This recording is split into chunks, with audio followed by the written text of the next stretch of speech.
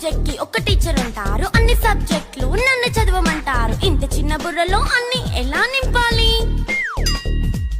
Class work, home work, fair notes అంటారు. Subject కి 3 books పెట్టి బ్యాగ్ నింపుతారు. ఇన్ఫాక్ట్ నా బరువు కన్నా నా బ్యాగ్ బరువే ఎక్కువ.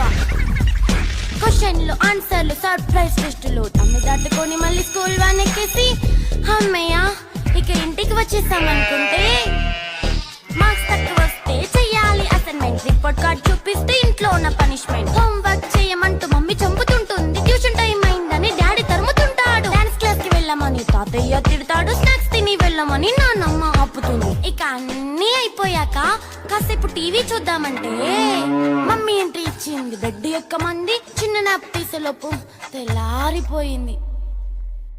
అయ్యో మళ్ళీ మొదలు ఈ స్కూల్ కష్టాలు.